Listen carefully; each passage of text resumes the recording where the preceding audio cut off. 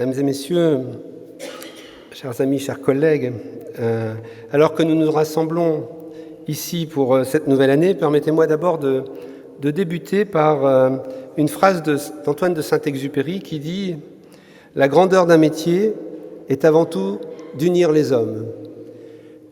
Et je la compléterai par une autre référence à Albert Camus qui a souvent été présenté par l'ancien président de l'ALEFPA, Michel Caron, que citait Catherine tout à l'heure, et l'important, c'est de bien faire son métier.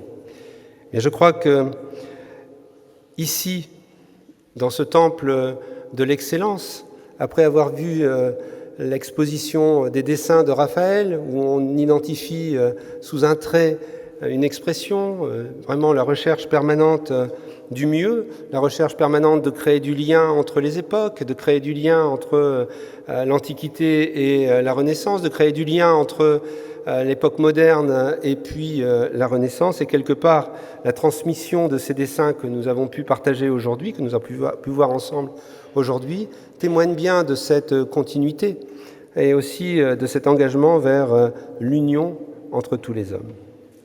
En ces temps où le monde apparaît parfois fragmenté, un peu comme un disque dur qui explose et parfois incertain, cette idée nous rappelle à une vérité essentielle. Chacun de nous, à travers son engagement, à travers ses responsabilités, à travers sa passion, participe bien plus que la simple réalisation de tâches ou d'objectifs. Nos métiers, dans les associations qui interviennent dans le secteur social, sanitaire et médico-social, comme l'ALEFPA, nos métiers sont d'abord des ponts, des liens entre les individus, des moteurs qui rassemblent les talents, les rêves, les espoirs, pour construire quelque chose de plus grand que nous-mêmes. Et je voudrais ici qu'on puisse se poser 2 minutes sur les métiers de l'humain. Les professionnels des métiers de l'humain, quel joli mot, les métiers de l'humain, méritent, à mon avis et à notre avis, un vibrant hommage pour leur engagement quotidien, précieux, essentiel pour que certaines personnes puissent continuer à vivre normalement.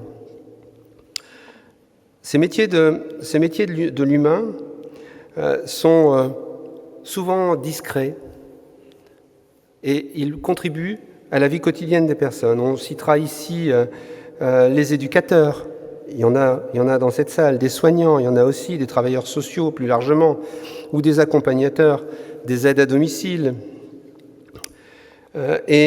Toutes incarnent l'humanité active et bienveillante, toujours tournée vers l'écoute, le soutien et l'accompagnement de l'autre. Avec courage et dévouement, ils tissent des liens, ils redonnent de l'espoir et contribuent à bâtir une société plus juste et plus solidaire. Il est un art du cœur et de l'empathie qui transforme les vies et révèle le potentiel de chacun. À eux, tous, toutes, qui travaillent au quotidien pour le bien-être, pour l'inclusion des personnes fragiles et vulnérables, on peut leur exprimer notre grande reconnaissance. Et je pense que, au-delà de cet exemple que Catherine a rappelé de Mayotte, on peut avoir une pensée particulière pour les professionnels. Imaginez, le cyclone détruit tout, vous l'avez vu à la télé, et les enfants que nous accompagnons sont des enfants polyhandicapés. Beaucoup d'entre eux vivent dans les bangas. Maintenant, tout le monde sait ce que c'est qu'un banga. Et ils ont été abrités. On ne savait pas, en effet, sur les premières journées, comment ça se passait. Et nos professionnels, en 2 jours, on les a rassemblés. Et en 2 jours, ils sont repartis sur le terrain. Ils sont repartis avec leurs propres moyens pour aller rechercher les publics accompagnés. Je pense que c'est là la quintessence de la volonté que l'on peut avoir de porter ce métier de l'humain. On va voir pour sauver ces enfants. Et aujourd'hui, donc, en toute urgence, on a ouvert un établissement avec l'accord de l'ARS pour pouvoir accueillir les plus fragiles, ceux qui, sans notre intervention, ceux qui, sans l'hébergement, n'auraient certainement pas survécu. Et je pense que ce métier est incarné là-dedans. C'est vraiment cela, les métiers de l'humain. C'est se donner pour l'autre, c'est faire en sorte que l'autre puisse avancer, que l'autre puisse exister, fonctionner, vivre. Et tout ça porte également un élan collectif.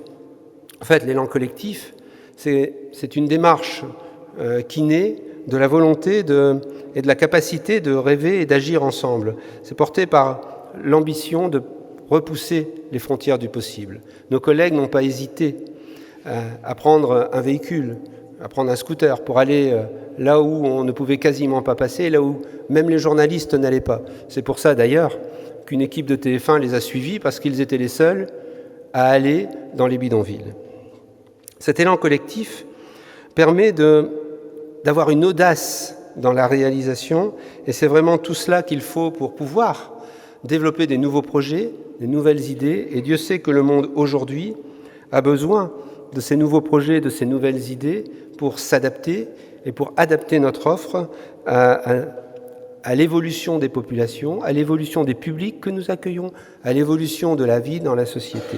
Il faut aller vers plus d'inclusion, il faut inventer les services qui existeront demain. Et donc, tout cela à chaque fois donc, avec la volonté et le courage d'explorer de nouvelles voies. J'en profite pour saluer ici nos amis d'un 2-3 Soleil, Noël Le Nanker et Angélique Delepeau, qui ont exploré de nouvelles voies sur le répit pour les enfants en grande difficulté. Et je pense qu'il faut rendre hommage à ces explorateurs, à ces inventeurs, à ces chercheurs qui tentent des solutions qui de temps en temps ne fonctionnent pas, mais en tout cas tenter. Vous verrez, c'est comme ça qu'on fait avancer la prise en charge des personnes. Et donc, voilà pour cette introduction, et je voudrais maintenant revenir un peu sur 2024. Vous verrez tout à l'heure, à la fin de mon intervention, une petite vidéo qui rappelle quelques éléments sur 2024, et on l'a appelé « Voyage au pays de l'inclusion », parce que finalement, toute notre action ne repose que sur cette idée d'apporter la possibilité de l'inclusion, la possibilité de pouvoir agir pour les personnes que nous accompagnons, et quelque part l'émancipation pour leur permettre d'être acteurs, auteurs de leur vie et citoyens de leur cité. «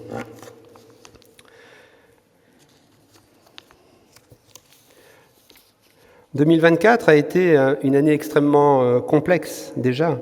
Je pense qu'elle est la première année d'un cycle d'années difficiles pour les associations. Et nous sommes confrontés les uns et les autres à de nombreux défis.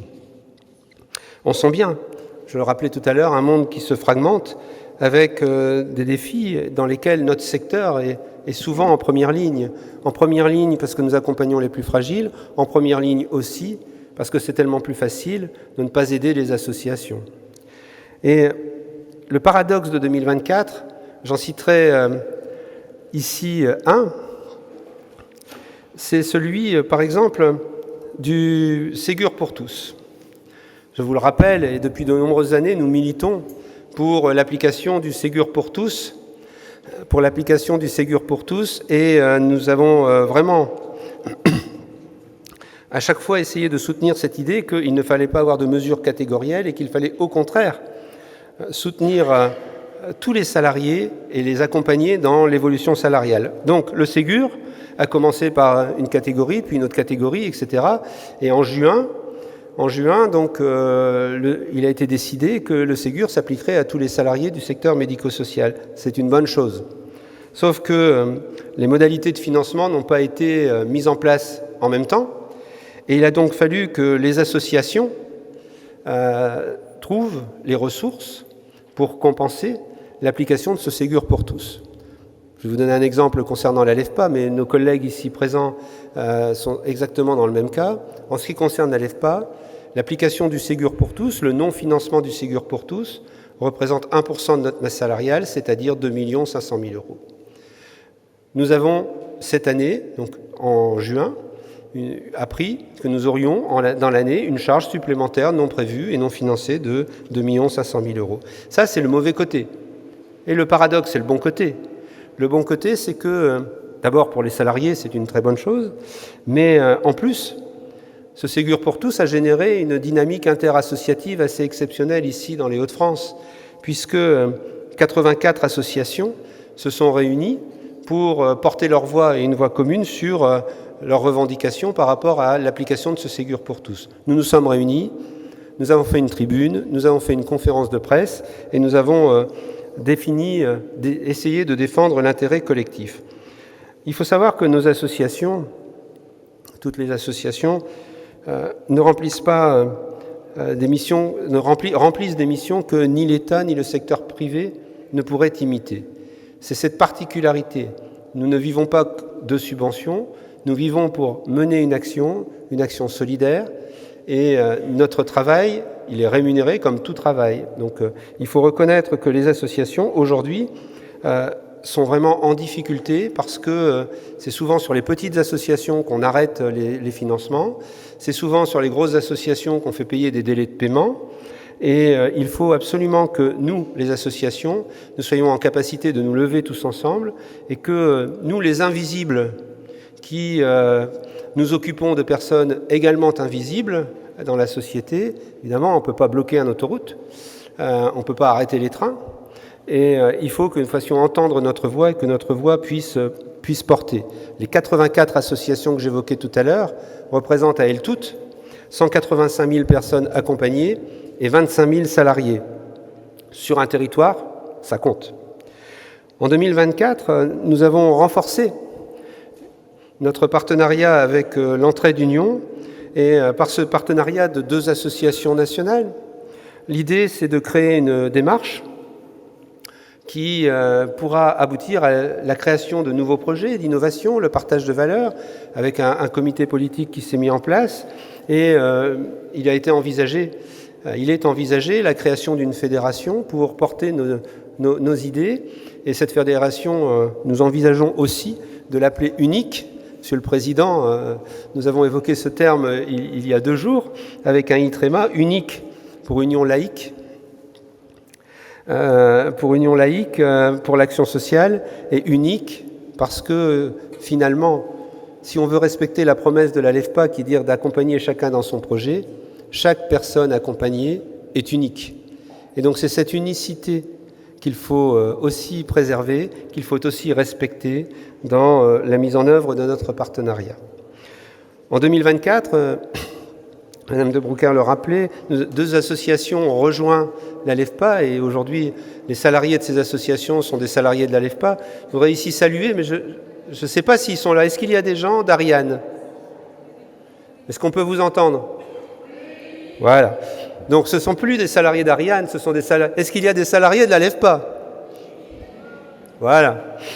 Donc Ariane et les Antes ont fusionné avec la LEFPA pour rejoindre donc nos projets et partager avec nos services et nos collègues leurs compétences, leurs expertises, et c'est déjà en cours sur un service de protection des majeurs.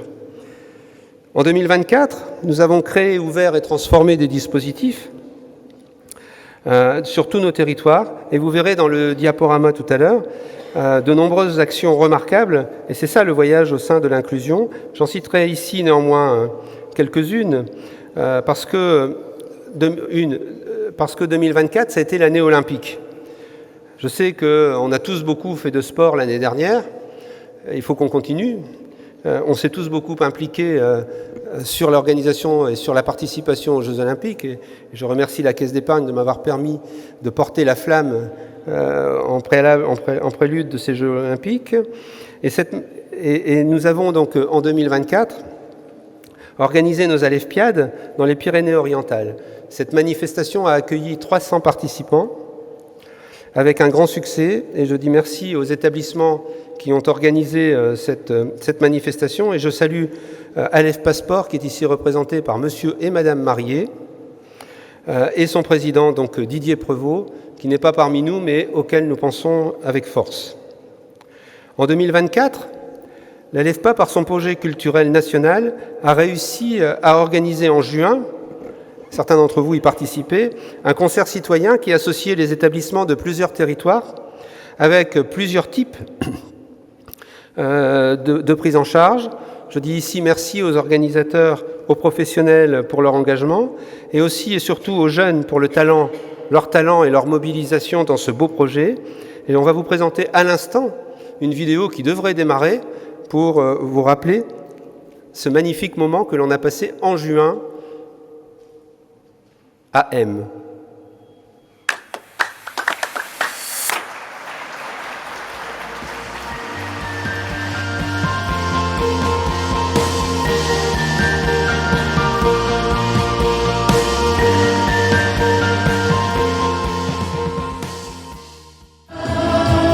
Aujourd'hui, on a plus le droit d'avoir faim ni d'avoir froid.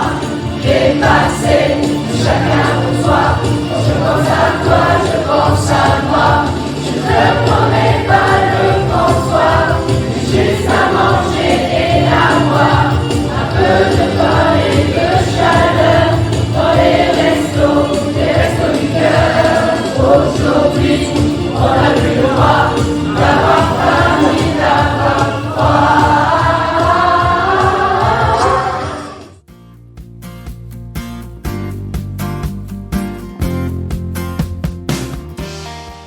Très beau spectacle, très vivant, très joyeux aussi, et ça parle d'un sujet qui touche beaucoup de personnes. Pour comprendre et communiquer autour de ce thème, il faut en parler et venir voir ce genre de spectacle.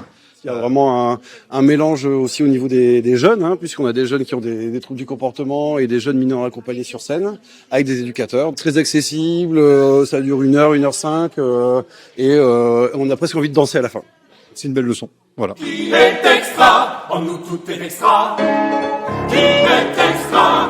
C'est nous les extras. Qui est extra? En nous tout est extra. Qui est extra? C'est nous les extras. Qui est extra? En nous tout est extra.